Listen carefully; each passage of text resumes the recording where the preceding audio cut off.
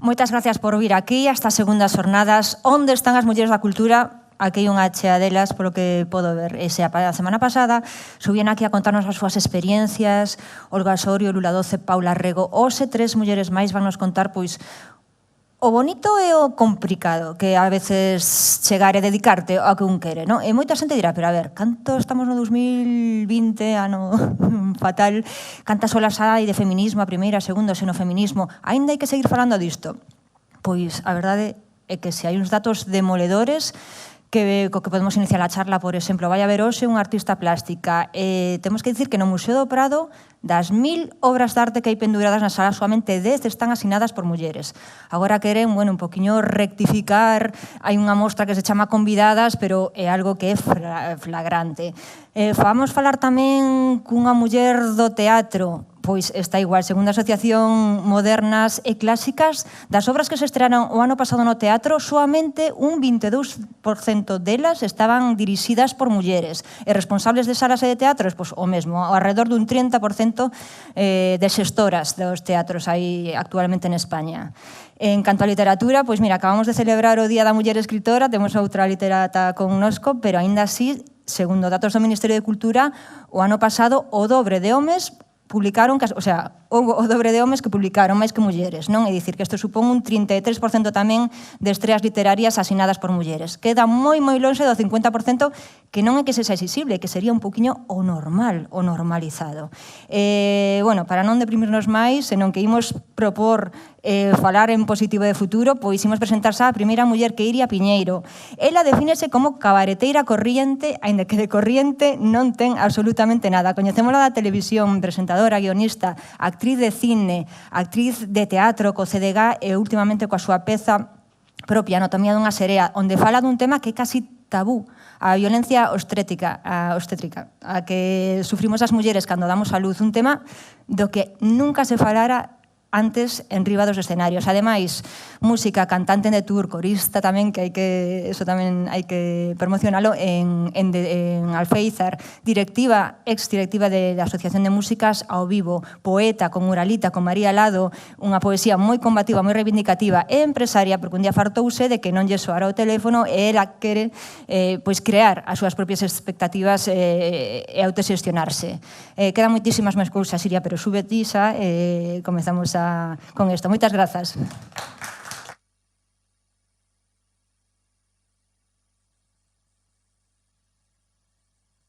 Que tal? Boas tardes, boas noites. Bueno, con esta presentación a ver se eu non vos defraudo agora, con ese currículum, con esa vida laboral.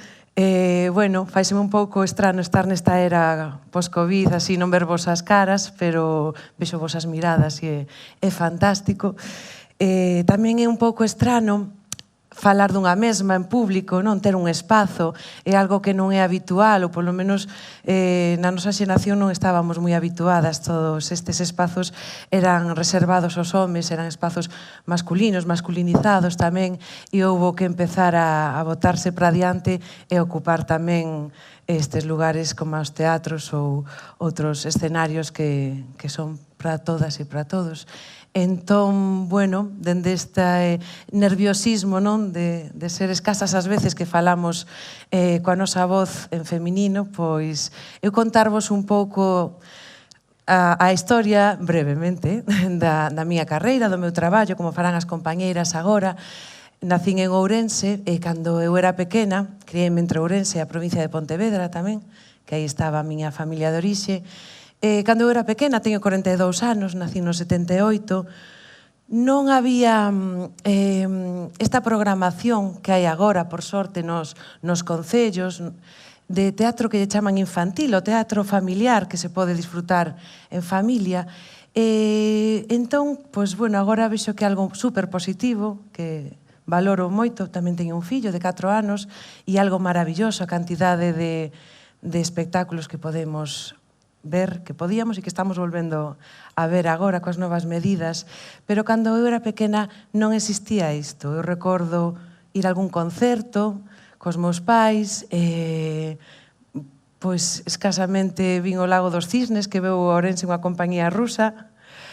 Que máis? Vin un mimo unha vez e vin o Circo de Torrebruno. que pola idade que temos todas e todos aquí, pois coñecedes, non teño que explicar. Para min era, bueno, gustábame velo na televisión e cando veo Ourense non podía evitar ir. Chamaron xente que saíra a bailar a pista de baile, saímos ali, unhas crianzas, eu quedei quieta como un pavo. Pero ainda así Torre Bruno regaloume unha bandeiriña de tigres e leones e un casete. Que eu decía, bueno, igual, o fracaso tamén é importante.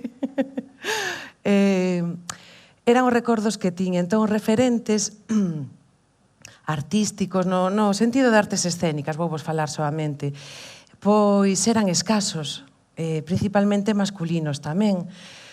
Para min as artistas, as actrices eran algo que saía na televisión, nas películas que víamos, na primeira, en la segunda cadena, e logo dende o ano 85 na televisión de Galicia. Películas dobradas, non sabíamos como falaba John Wayne, non sabíamos como falaba Olivia de Havilland, non sabíamos nada nestas películas como Lo que el viento se llevó, ou Centauros del desierto, Río Bravo, Johnny Guitar. A min gustábame moito os westerns, non? Non descarto facer un día, virei aquí a zona de Louro para gravalo. Eran referentes televisivos os que eu tiña. Era algo lonxano da televisión, do cine. Fun ao cine na adolescencia unha vez, era algo medio prohibido, non? Había ese medo das nais de que as rapazas foramos ao cine, non? Entón, así un pouco se foi conformando a miña mente artística. Logo víamos moita televisión, bueno, moita, non nos deixaban tampouco ver moita, pero víamos os venres el 1, 2, 3, víamos estas galas que había polas noites, entón un pouco fun recibindo esa imaxe das folclóricas, de Lola Flores, e sobre todo quero decir, estilos, como de Mari Carmen e sus muñecos. E para min ver unha muller ventrílocoa era algo excepcional, non? A parte, era algo, bueno, que nunca vira e que me gustaba probar. E logo, pois como todo o mundo probaba cos peluches e así. Tamén estaba Naquiro, para min un referente, unha folclórica, dende o meu punto de vista, que cantaba en galego, que cantaba de cousas de aquí, que tiña tanto xeito. E así se foron formando esas ideas, ata que un día, é unha historia un pouco así cotiá, pero moi poética, chegou a miña casa un ramo de flores e miña nai colleuno, pero quedou un pouco sorprendida, porque ela era funcionaria, traballaba en industria. Non sabía, pensaba que era un error, non? E cando viu a tarxeta, evidentemente, era para a nosa veciña do lado, para a filla da veciña, que facía teatro e que actuara eses días e recibía un regalo dun admirador. Entón, aí quedeime con ese detalle, todo ese revuelo que se montou co ramo, e as risas, e pensei, dixen, fai teatro a veciña, non? É algo que se pode facer. Entón, foi o meu pequeno e gran referente pensar que isto estaba cerca. Tamén estaba nesa época, meu tío Carlos traballaba con Norma Duval nos veráns.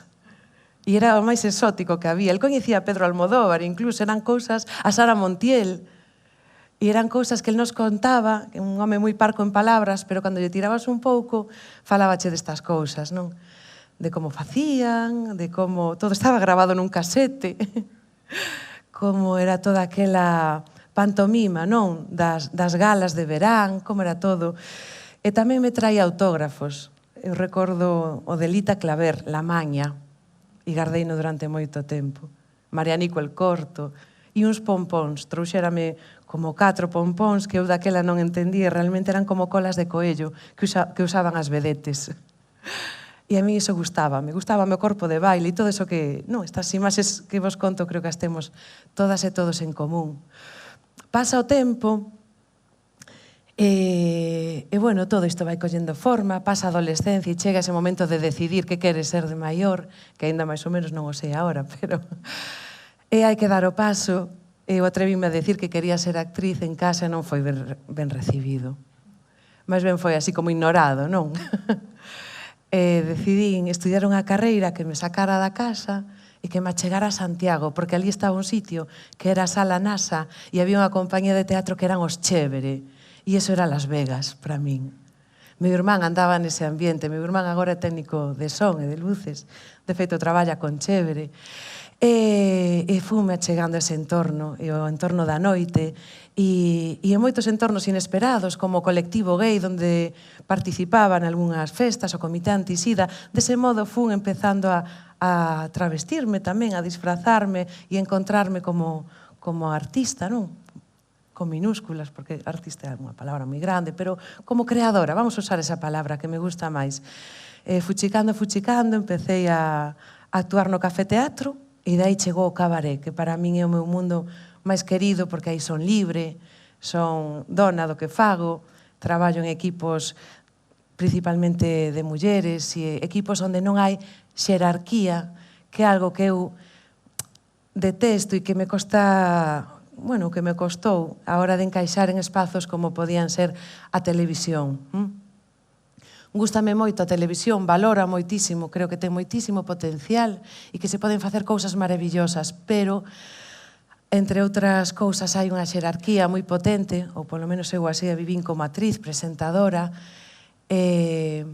Facerte o guión implicaba certo risco, cambiálo no directo, facer un guión feminista, traía as súas consecuencias e as súas represalias.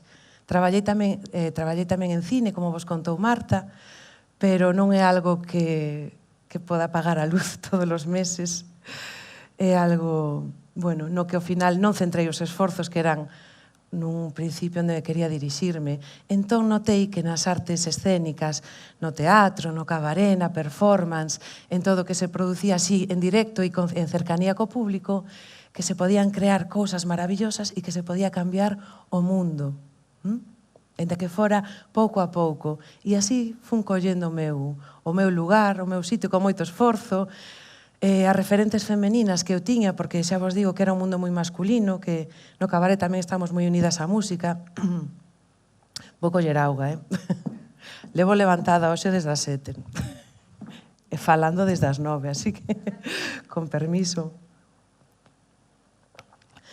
Bueno, as referentes que tiña, que todavía teño daquel momento, xa cando desterras todo ese mundo televisivo, son as compañeiras de profesión, pois Marta Pazos, Emma Sacauntos, que o mellor estivo por aquí algunha vez actuando, Patricia de Lorenzo, moitísimas actrices mulleres, Belén Constenla, Mela Casal, bueno, miles que agora non me dá tempo a nomear, Inma Antonio, unha cantidade delas moi importante que era onde eu me trataba de aprender e observar e bueno, e arrimarme, máis ben no sentido de unirme, non? Sabía que eran lugares seguros para traballar. Entón, bueno, fun tirando por esa vía e, sobre todo, buscando ese lugar no que estou agora, que é a autoxestión, que crear, xa dende hai tempo, non? Pero proxectos propios, coa identidade do que me gusta, a poesía, o cabaré, a interpretación, e, sobre todo, chegou un momento no que me encontrei cunha vertente que puiden descubrir grazas a Chévere, que é a do teatro documental. Sabía que existía, pero por fin atrevinme a través de que Chévere sacou unhas residencias que se chaman a Berberecheira, e aí tiven o soporte artístico e económico que facía falta para contar unha historia tan propia como o nacemento do meu fillo, que contou Marta, non? Falar da violencia obstétrica sufrida, facer unha denuncia a través da ferramenta que eu mellor controlaba, máis que o legal, o teatral. E aí nace ese espectáculo, co que tiven a sorte de actuar en moitos lugares de Galiza, onde sigo actuando, e puiden ir a lugares como, bueno, Madrid, Asturias, Zamora, Barcelona cancelouse agora por todo isto, pero volverá. Entón, para min foi unha maneira de levar a historia polo mundo esta do teatro. Vou vos poñer o tráiler do espectáculo. A ver se acerto, que o de novas tecnoloxías é darlle o play, non? A este play pequeniño. Podedes quitar luces se queredes.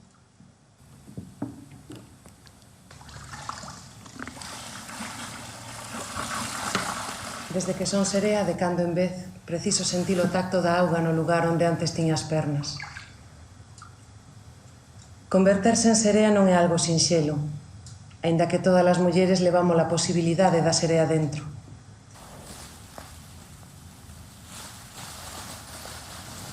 Ser serea non ten nada de máxico. é o resultado de séculos de mutilación feminina.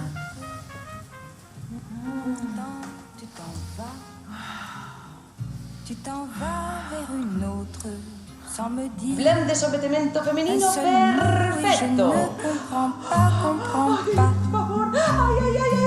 C'est un jour comme un autre, mais moi j'ai mal de toi.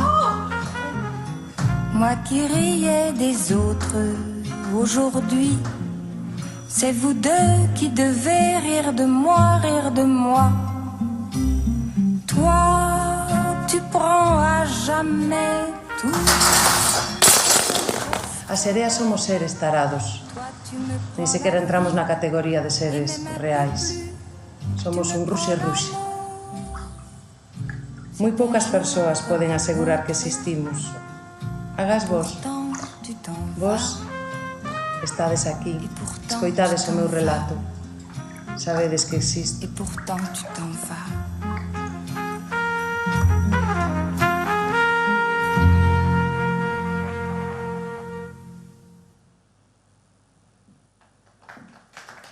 Moitas gracias.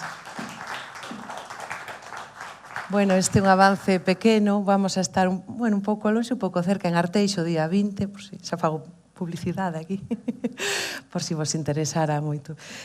Nada, xa vedes, un espectáculo moi persoal e eu me encontro nun momento de metamorfose, como conto tamén aí, e entre eso, pois, moitas cousas que parecen así, pois algo trivial, pero pois que para unha actriz son importantes, como, por exemplo, aí estaba de morena, agora estou de loira, porque vou deixar as canas, e iso na miña profesión é é matarse.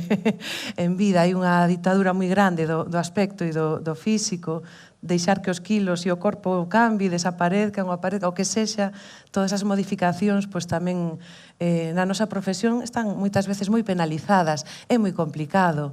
É unha profesión que eu descubro que todavía non está, a pesar do moitísimo, non? Que avanzaron os tempos e todo que cambiou a vida, todavía está moi estigmatizada, dase por feito moitas cousas, non? Ser actriz supón ser un pouco unha muller, non sei, alegre ou lixeira de cascos, esas expresións tan antigas que se utilizaban. E mesmo dentro do noso mundo, pois se producen moitas injustizas, como supoño que sabedes, como pode ser o acoso, non? Sexual, laboral. Eu fui vítima de acoso, como algunha xente sabe. Quixeno facer público, porque quería que as cousas cambiaran. E quería que non me volvera a acontecer e realmente quería empezar unha dinámica de cambio e, bueno, non sei se fui un valente ou inconsciente, pero quería que fora dese xeito. Non pasa nada se non se fai, non pasa nada se se fai de outra maneira, pero que cada unha este contenta co que fai, e eu non podía vivir con esa situación. Entón, fíxeno, todavía un proceso xudicial que non está pechado, aínda que desestimaron a demanda no primeiro xuízo, agora ainda falta o segundo, e conto vos isto porque, bueno, hai moitas mulleres en situacións similares, non solamente nesta profesión, pero é un proceso longo no que no meu caso, bueno, ten un prezo persoal, unha peaxe persoal moi forte, pero co tempo eso está cambiando e vas sentindo que foi o mellor que puideches facer e que fixo de filtro de moitas cousas que non querías na vida e que agora eres dona da túa situación e do que queres facer. Entón isto a min me leva a facer a anatomía dunha serea e agora a crear unha nova compañía que en breve anunciaremos tamén, que se chama Compañía Eléctrica, ten ese nome, e coa que pretendemos facer moitas cousas familiares, para adultas e de todo tipo, pero o noso xeito, dun xeito respetuoso, feminista no sentido amplo da palabra. Así que, bueno, ahora ven compañeiras super interesantes, así que non me enrollo máis. Moitísimas grazas pola vosa atención. Grazas.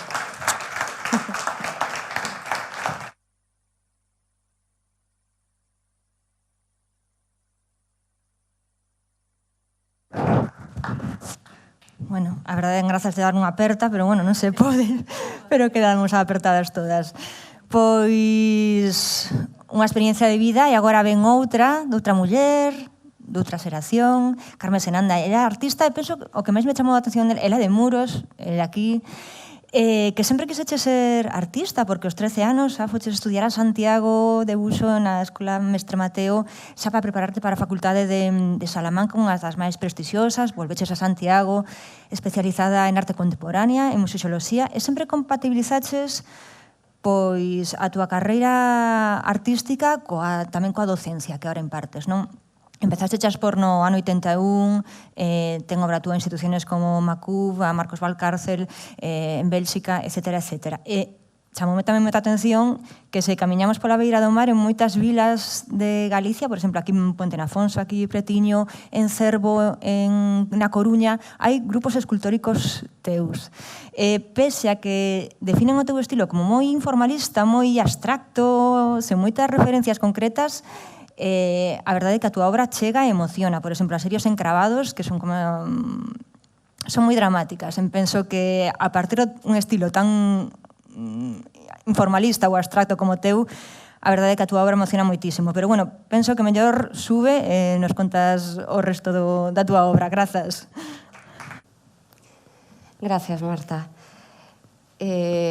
Hace poco leí una entrevista que le preguntaban a alguien qué era ser una mala madre y le respondía que una mala madre era una buena madre pero con imperfecciones.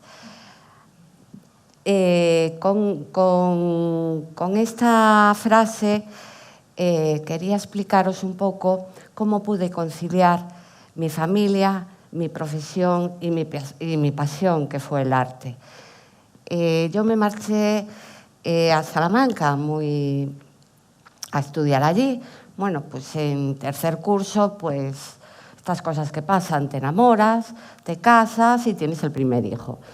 Claro, el niño era pequeñito, entonces quedó con mis padres, que realmente fueron los primeros conciliadores.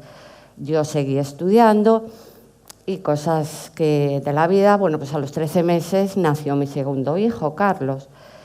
Y yo ya tenía muchas ganas de acabar. Así que acabé y me vine con los niños y vivíamos en Perillo, muy cerquita de Coruña, en un apartamento, era pequeñito, y allí nació pues mi tercer hijo, Javier. Yo, claro, me dedicaba en esa época pues a ellos constantemente, pero echaba mucho de menos el participar, el pintar. Hombre, participaba así en alguna colectiva, pero bueno, muy poquito. Entonces, llegó un momento que dije, cuando me enteré que iban a hacer un hotel en Canarias, dije, oye, ¿y por qué no queréis? Yo os puedo pues pintar los cuadros del hotel. Dijeron que sí, así que, como no tenía estudio, alquilamos el cuarto, que era un ático, tenía una gran terraza, donde yo llevaba a los niños, subía y bajaba, pintando aquellos cuadros. Bueno, pues con la mano derecha pues pintaba y con la izquierda pues estaba prácticamente acunando a los niños. Bueno, aquel encargo lo cumplí, eran 605 cuadros para aquel hotel. Este hotel se llamaba Colina Blanca y bueno, y esto es alguno de los cuadros que había pintado para allí. Lo bueno fue que cuando acabé vino el camión, recogieron los cuadros y se pararon en la frontera. Entonces decían que los habían parado porque decían que hacíamos tráfico de arte. Yo la verdad estaba encantada, porque yo decía, bueno, a eso que estoy yo haciendo, pues hay alguien, aunque sea un funcionario, que me esté diciendo que lo que habían parado pues era realmente arte. Y bueno, estaba encantada, aquello se solucionó, nos fuimos para Coruña y en Coruña pues ya llegó mi cuarto hijo, Fernando.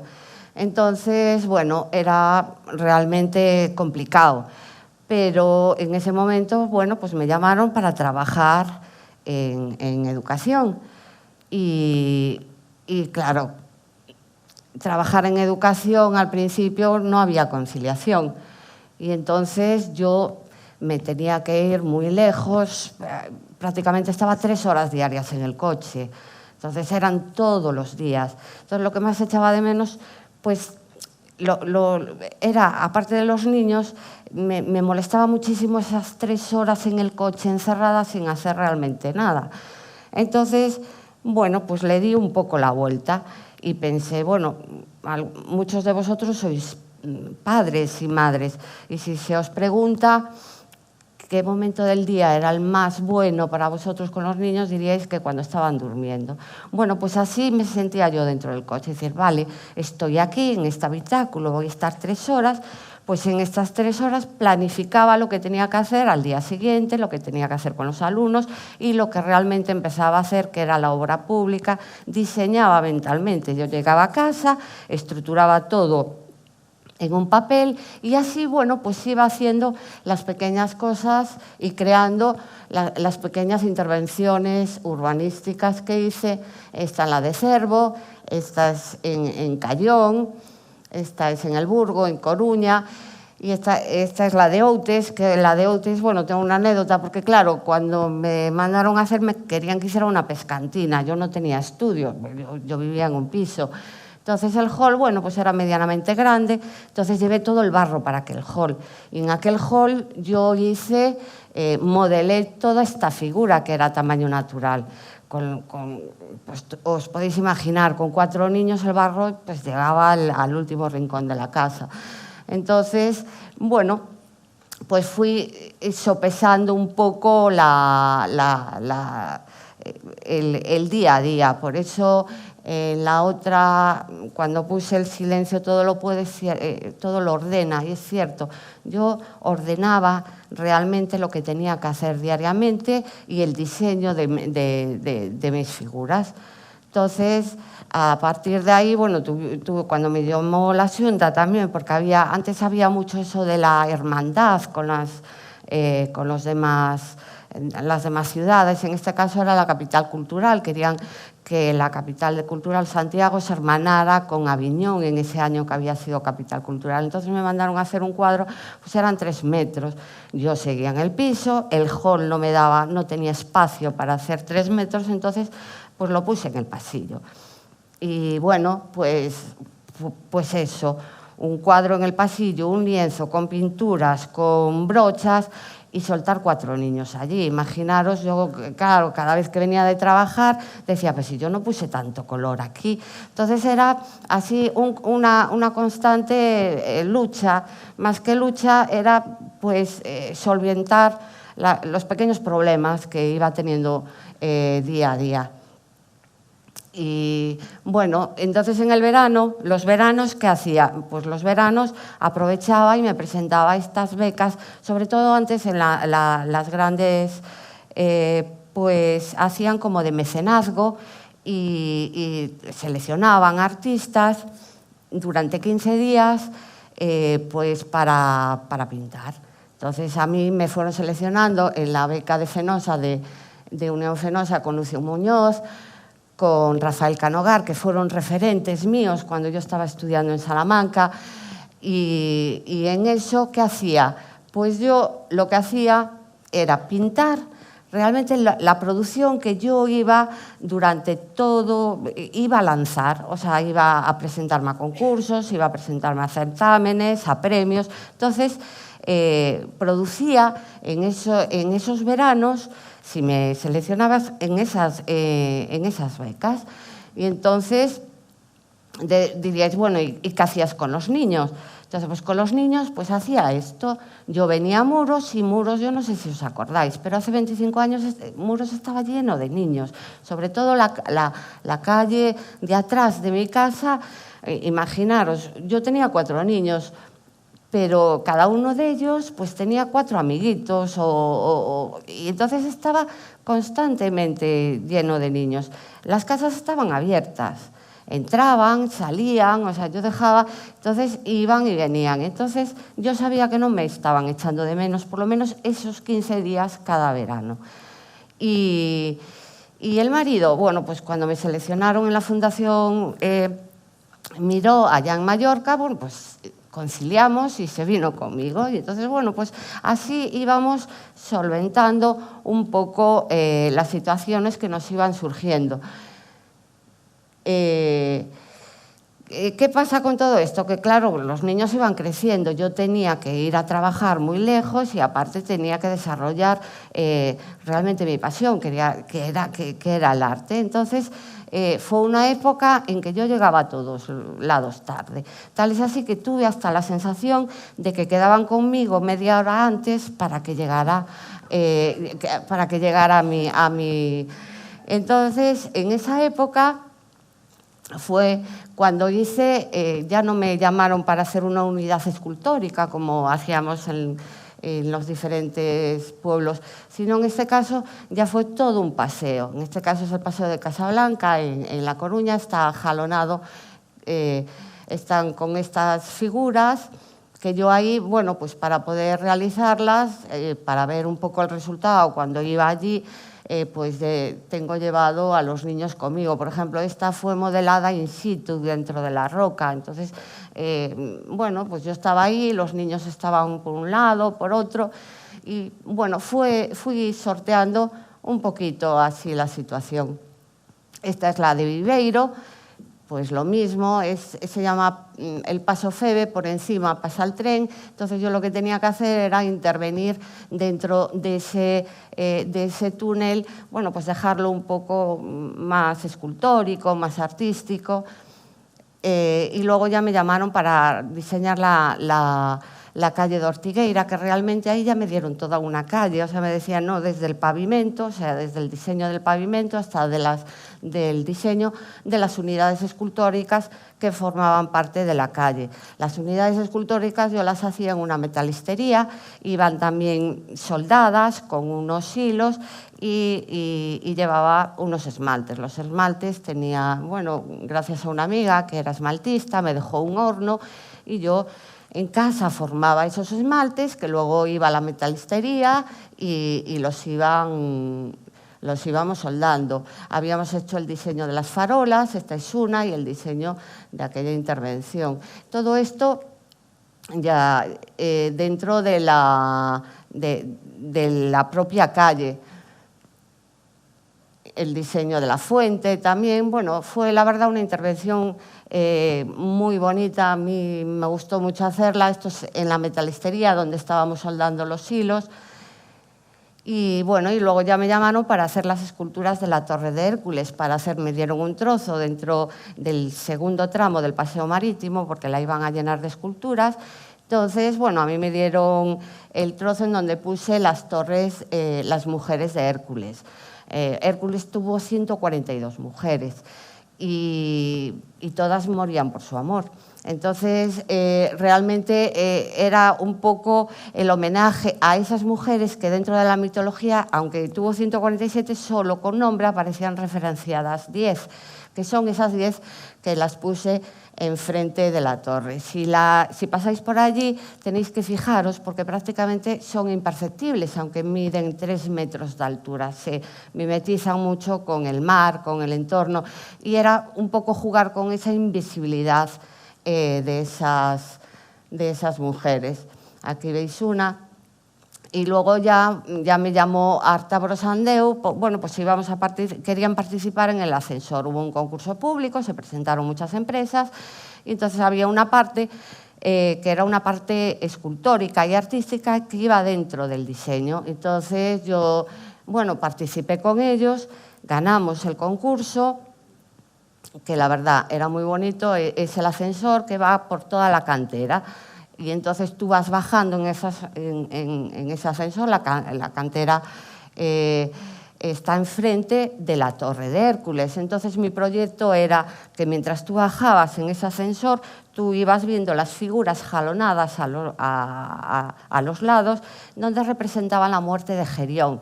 Gerión, según la leyenda, Hércules lo mató y la cabeza está enterrada debajo de la Torre de Hércules. Entonces, era un poco ver la representación de esa muerte a manos de Hércules. Esto, algunos bocetillos, pero ¿qué pasa? Que al final, pues eso no llegó a construirse y quedó un poco ahí en el aire. Luego, en esa época fue cuando hice el carril bici de La Coruña, el segundo tramo, y bueno, iba haciendo también el diseño de las calles, de alguno de las calles, pero ya los niños ya empezaron a ser grandes. Entonces ahí ya todo empezó a calmarse.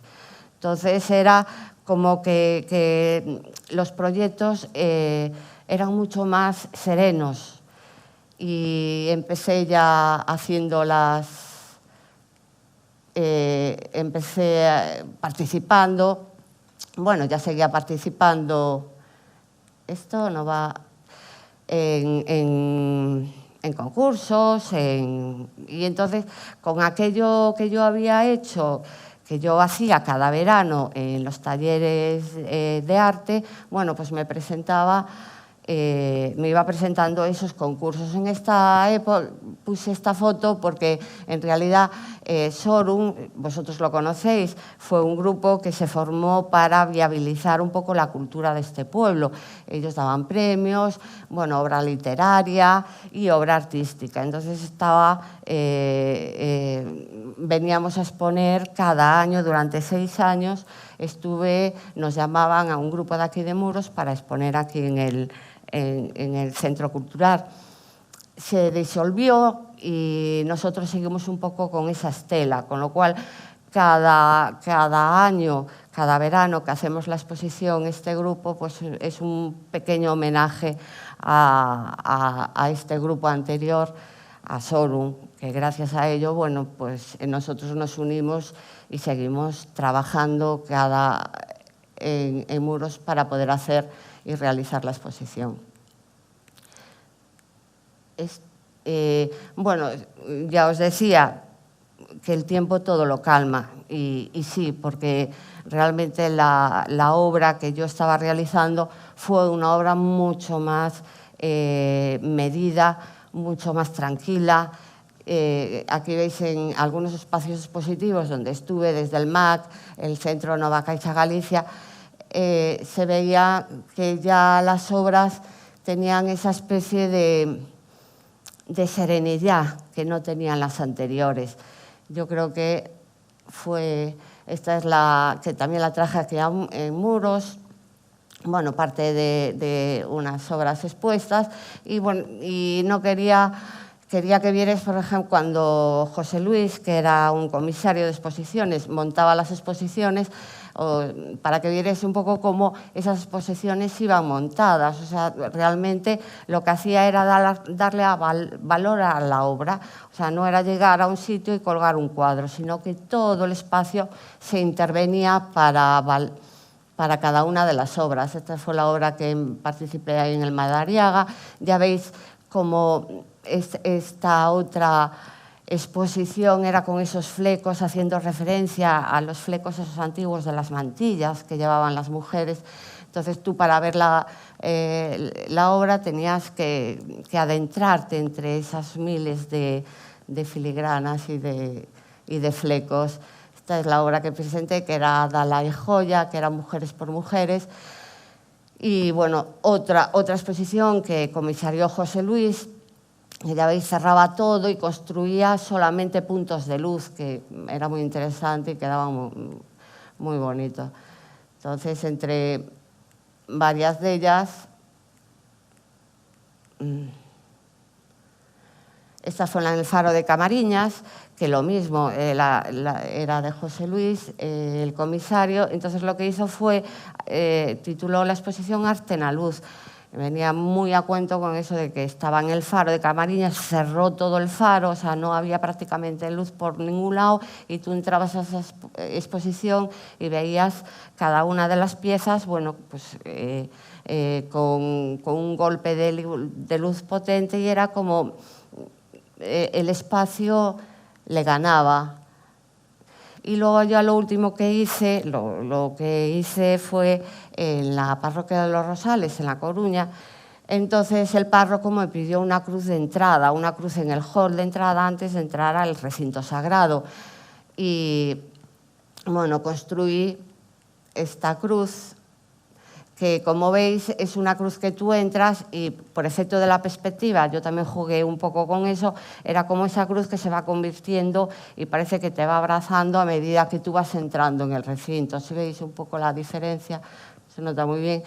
Y así que me dijo, oye, ¿por qué no haces una exposición aquí en el centro? Y empecé a construir estas figuras, que volví otra vez al tema de los enclavados, bueno, que ya lo había hecho en una anterior exposición que había en Orense, seguí con el tema y bueno, creé varias figuras que también traje aquí a Muros cuando la exposición que hacemos todos los veranos, y estas son lo último que hice. ¿Que ha sido fácil llegar hasta aquí? Pues realmente no, ha sido muy difícil. Pero, claro, yo he llegado hasta aquí gracias al apoyo y la conciliación de mis padres, de mi familia y de mis amigos. Sin ellos es imposible que yo pudiera hacer esto, es que no podría. Y si me dicen, bueno, la conciliación hubieras cambiado en algo, pues seguramente no hubiera cambiado en nada, haría lo mismo. Lo que pasa que con la conciliación, como muchas madres, seríamos todas un poquito menos imperfectas. Muchas gracias. Pois a verdade é que, grazas polas túas palabras, Carmen, increíble como seguimos precisando as mulleres creadoras un cuarto propio, non, para poder seguir creando. Eso pasaba no 19, sigue creando. E seguramente tamén lle pasará a nosa seguinte convidada, a Eli, ela, unha muller, unha escritora todoterreo, digamos. Pensaba de nena, sempre o di, que soamente podían escribir os homes, non? Igual era escoitando as historias do teu avó, que foi o que che metou un pouco a teima no corpo. Viviches en moitísimos países da lusofonía, agora mesmo estás entre Bayona e Coruña, e para ti a literatura é un espello, é dicir, hai que entreter sobre todo, pero tamén se pode cambiar algo na cabeza de quen lé, benvido sea. Unha referente feminista en revistas como A Sega, un piar fundamental para a creación do pensamento galego feminista. No 2019 escribiches tantísimo, bueno, publicaches tantísimo que xa se me perden as ideas, pero sí que quería destacar como 3 obras que me chamaron Luns, non? Que fala esta obra coa que gañou o premio Torrente Ballester, fala dunha muller dobremente enferma, de cancro e de machismo, e a verdade é que pon os pelos como crechos. Tamén Annámese, unha historia sobre a memoria, que volves tamén recurrentemente, e unha, bueno, juvenil, en certo modo, de Xe, non? Que publicaches tamén o ano pasado, que, sendo o feminista que es, escolleches non por xénero os protagonistas da novela. Bueno, non sei, pois contanos aquí estes segredos da túa obra e, bueno, os seus libros moi recomendables son como teas de araña, nunca podes sair delas. Benvida, Eli. Pois vouche levar un pouco a contraria, se non te importa. Deixamos xa para falar de min, xa falaremos despois no debate, non? Porque son tan poucos os espazos que temos as mulleres que me gustaría, os espazos nos que poder falar e dar a opinión, que me gustaría aproveitalo, non? E facer esta reflexión de onde están as mulleres na cultura, onde están as mulleres na literatura. Hai días que te levantas pola mañá e pensas se serás como esa criatura mitolóxica, non? Como os jazafellos. Existiremos, non existiremos, que acontecerá con non? Ou será todo o contrario? Será que estamos por tantas e todas e cada unha das partes que de aí ven esta teima por invisibilizarnos, este esforzo que se fai por invisibilizarnos? E diredes, basta poñer estas horas con un debate filosófico e non sei que. Non, vou vos ler un anaquiño, vou deixar que o faja outra persoa, que así parece menos. Vou vos ler un anaquiño desta obra que para min é o meu libro de cabeceira. Non sei que lle parecerá a igrexa, pero eu cambiei a Biblia por este, que é de Úrsula K. Le Guin. E di ela, soy un hombre. Pensarán que he cometido un error de género sin querer, o quizá que intento engañarlos, porque mi nombre de pila acaba en A, y soy dueña de 3 sujetadores, y he estado embarazada 5 veces, y otras cosas por el estilo que sin duda habrán notado, pequeños detalles.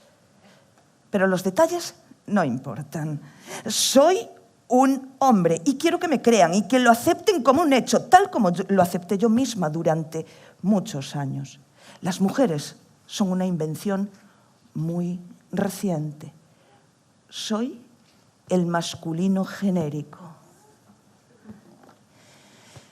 Ay, ese masculino genérico.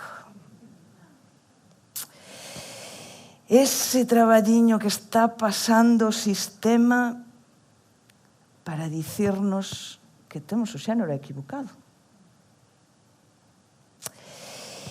Que intentan convencernos de maneira, ia dicir pesada, pero igual non tomades mal,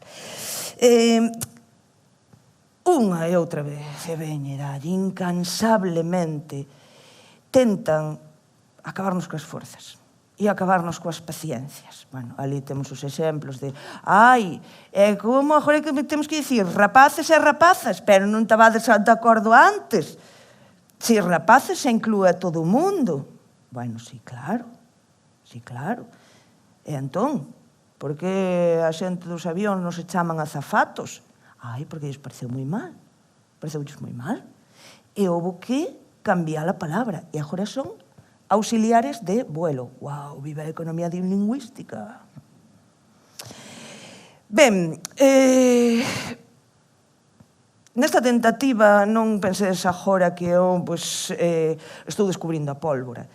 Esta situación que pasamos as mulleres cando chegamos á literatura, cando chegamos á pintura, cando chegamos á escultura, cando chegamos ao teatro, xa foi analizada por moitas compañeiras antes que a min.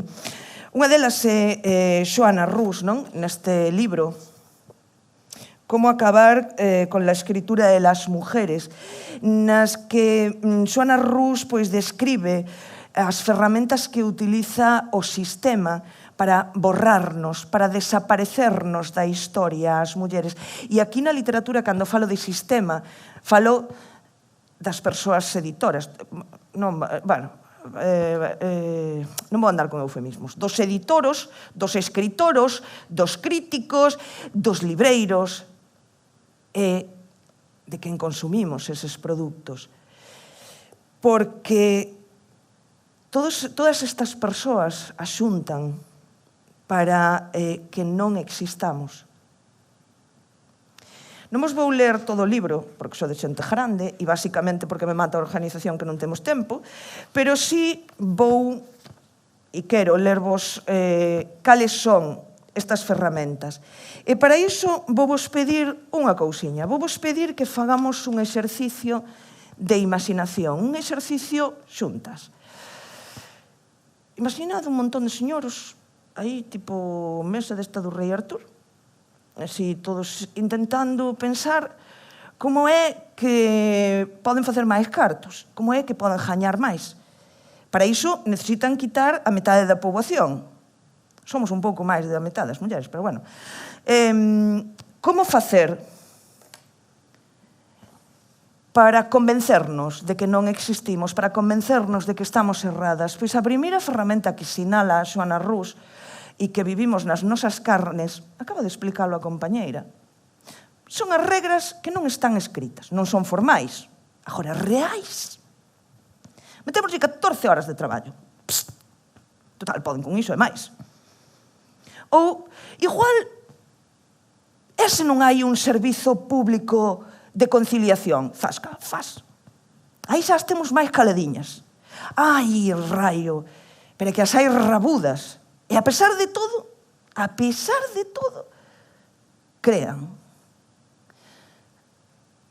Claro, teremos que supoñerlle a mala fe ás mulleres. Porque iso non se fai, é pecadiño. Non se fai. Pero, a pesar disto, porque outra cousa non é, pero xenio e cacheirulas somos un anaco.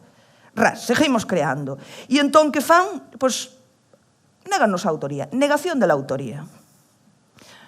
Non me dejades que non hai isto de...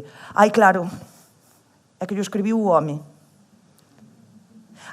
Claro, é que contratou, e sempre se contrata un negro. Non me dejades por qué, pero sempre se contrata un negro. Contratou un negro para escribir. E aínda así, vai e resulta que esta muller, que non debería, que mira que cousas fai e non sei que, non sei cuánto, resulta que se demostra que escribe. Bueno, pois imos de contaminar a autoría. Porque, claro, xa sabemos que non o fixo, que o fixo mal, sabemos que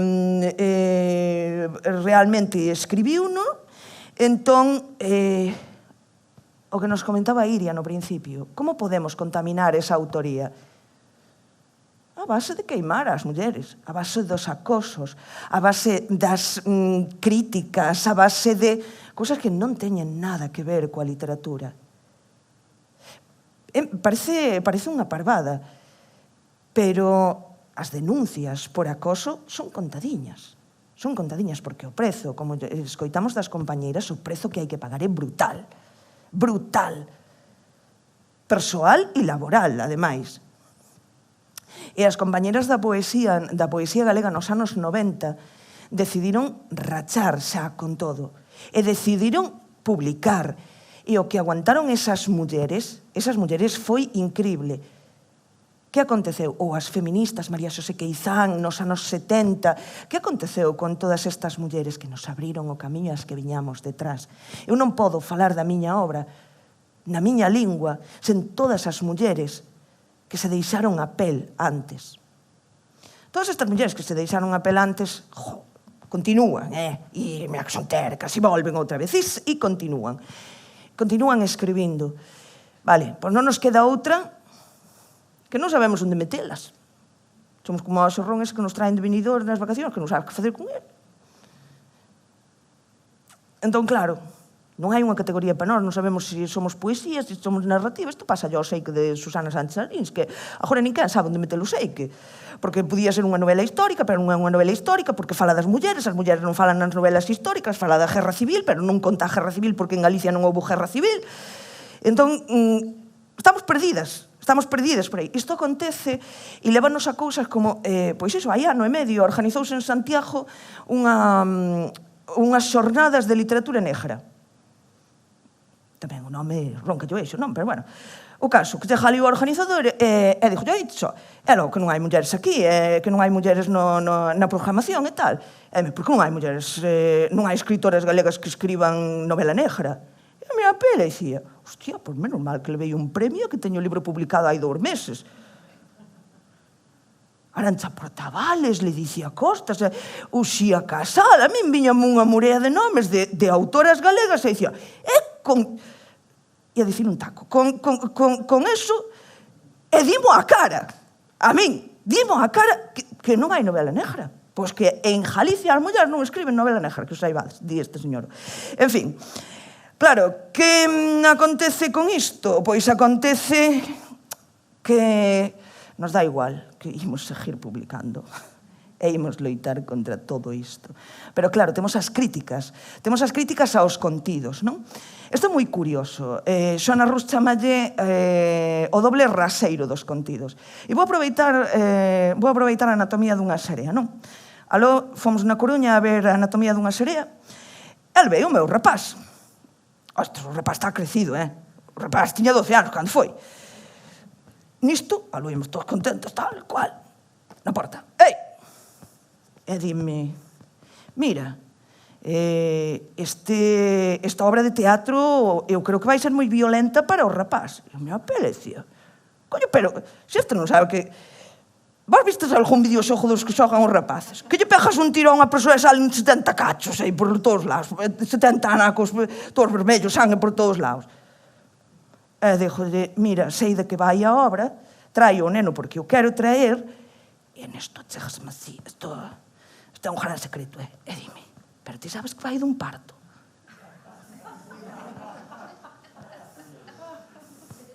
Eu non fun capaz de contestar, porque, de verdad, o único que pensaba é, dicen, esta señora saberá que os nenos non nacen dos ovos.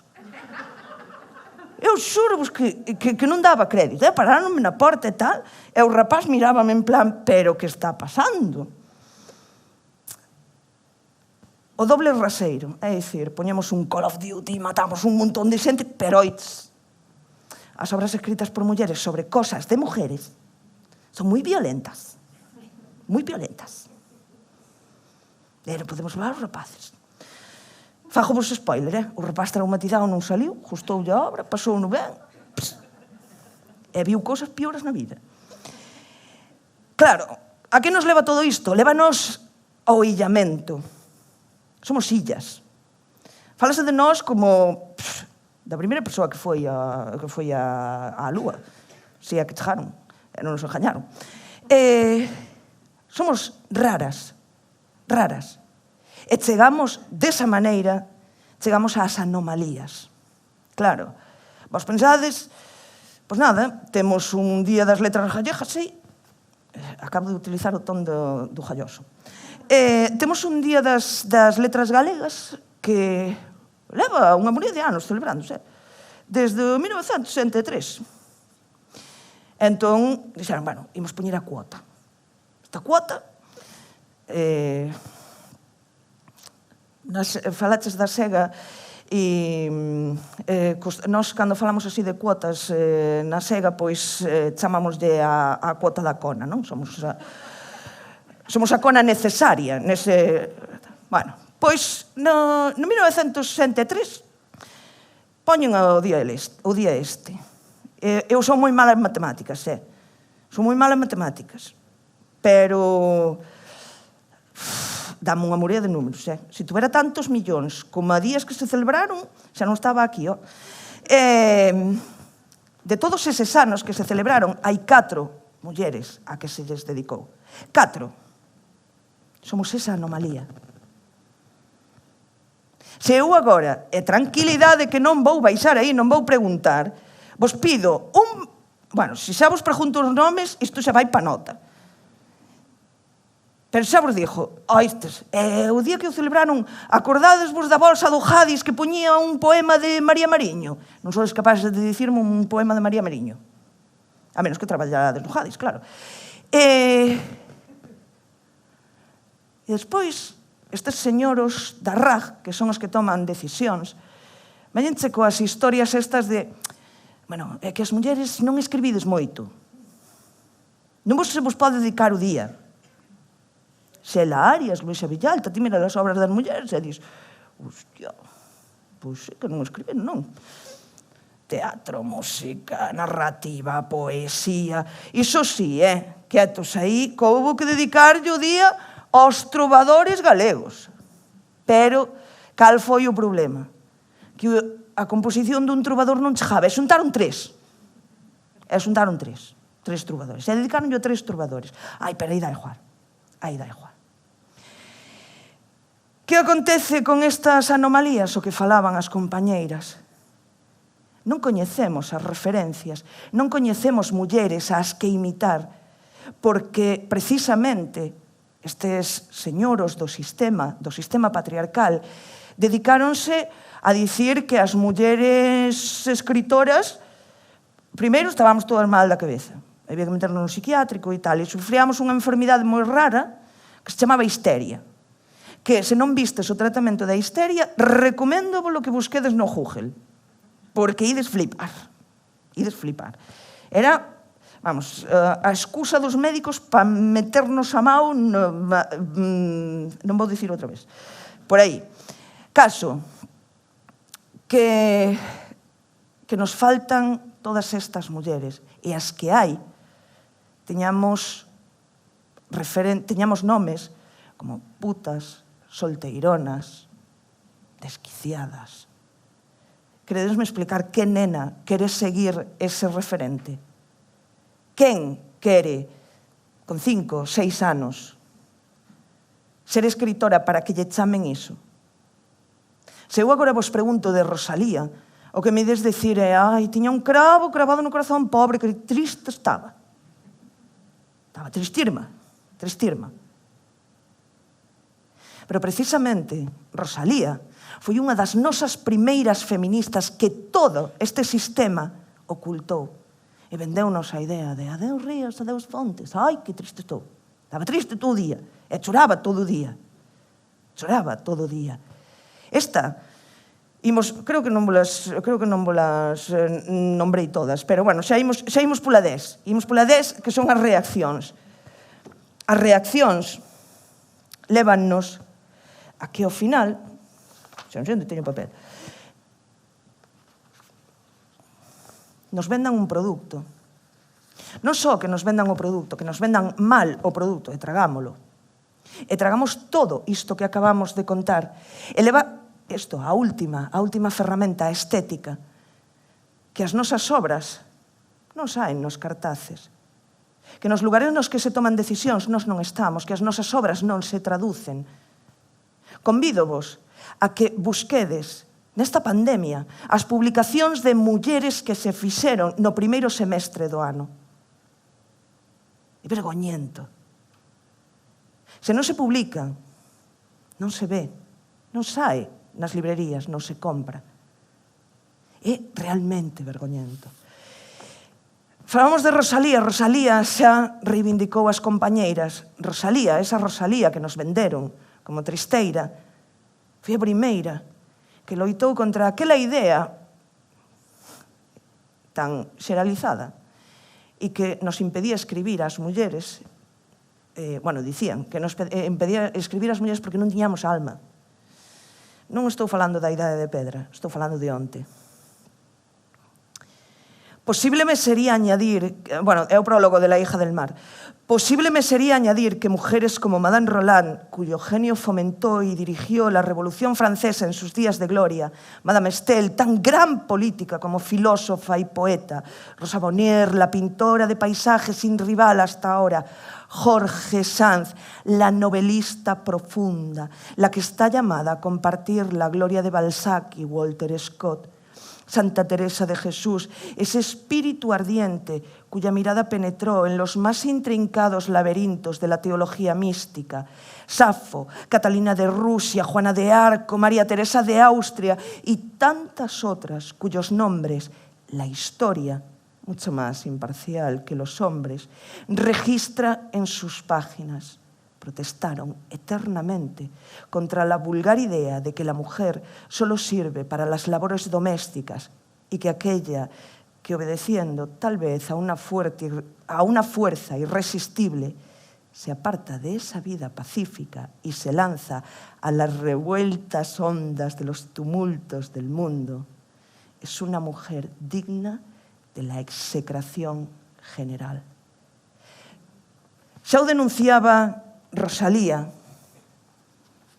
y continuamos exactamente igual. Continuamos sendo as raras, continuamos sendo las feministas curiosas, porque reivindicamos nuestros derechos. Sen darnos conta, sen decatarnos, que as mulleres da literatura,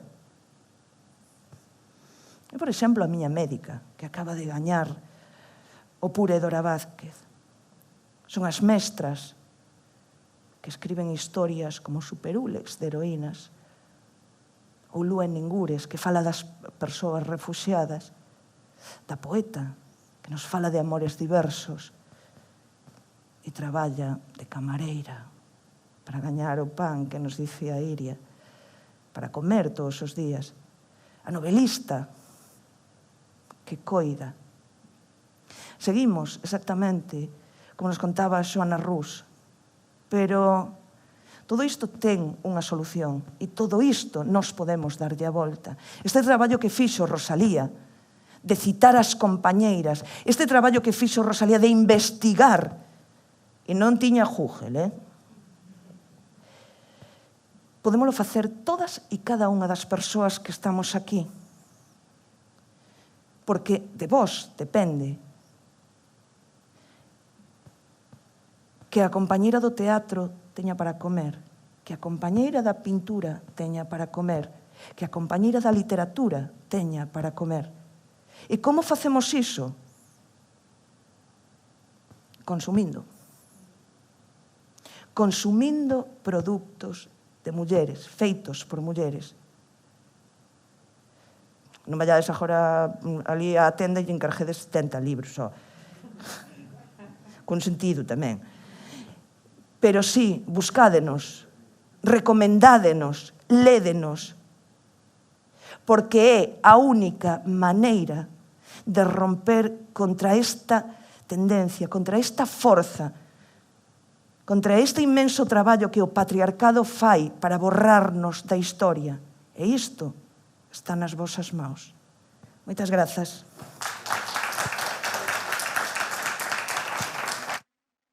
Moitísimas grazas a todos por vir e esperamos vernos pronto noutros sitios. Gracias.